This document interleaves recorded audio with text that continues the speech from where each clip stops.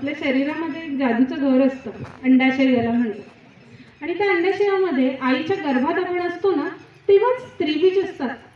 अखंड मोठं पॅकेट घेऊन आलेलो असतो आपण, एक एक काढायचं नाही वापरायचं. मुलं कशी चिप्सचं पॅकेट घेऊन बसतात, एक एक खातात, तसं दर महिन्याला आपण एक वापरतो.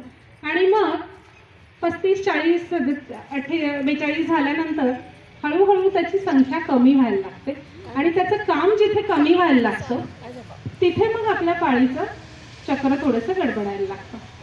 साधारणपणे भारतीय स्त्रियांमध्ये वयाचे 45 ते 50 हा पिरियड जो असतो याला मेनोपॉझल एज ग्रुप असं म्हणतात.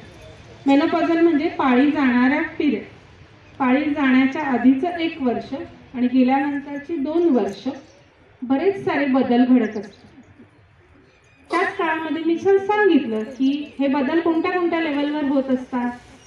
घराच्या लेवलवर होत असतात, सामाजिक लेवलवर होत असतात, शारीरिक बदल होत असतात. आपल्या शरीरामधले काही काही असे, आता आपण सध्या युक्रेन आणि याच्याबद्दलची जी नावं ऐकतो ना, अशी ते मला तर बोलता पण येत नाही, त्यातलं ते किवीच लक्षात राहतंय फक्त, किवी खातो म्हणून. तर तसे इस्ट्रोजेन, पोजेस्ट्रॉन वगैरे अशी डेंजर नावं असलेले काही काही घटक असतात आणि त्यांच्या चक्रांमुळे हे सगळं होतं. ते जसे जसे कमी व्हायला लागतात, हे इस्ट्रोजन नावाचा एक जादूगार असतो, ABCDE मधला ई.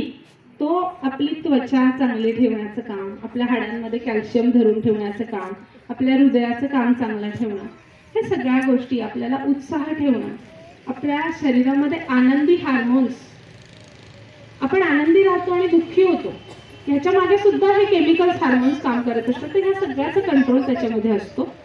आणि हा कंट्रोल हळूहळू जसं ईची लेवल कमी व्हायला लागते तसं हा कंट्रोल कमी व्हायला लागतो. आणि म्हणून ह्या पेरीमेनोपॉझल म्हणजे पाळी जाण्याच्या आसपासच्या वयामध्ये आपल्याला जे बदल अनुभवायला मिळतात ते त्याच्यामुळे असतात.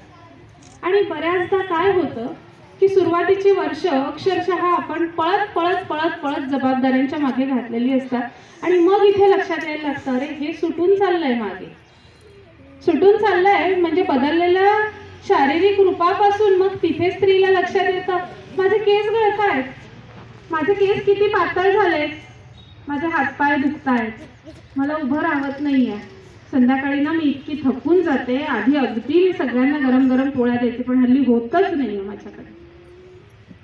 कधी कधी आपल्या फॅमिलीतनं फीडबॅक मिळतो, आई किती चिडचिड करतेस तू, किती क्षुल्लक गोष्ट होती, म्हणजे काही नसतंच त्याच्यामध्ये.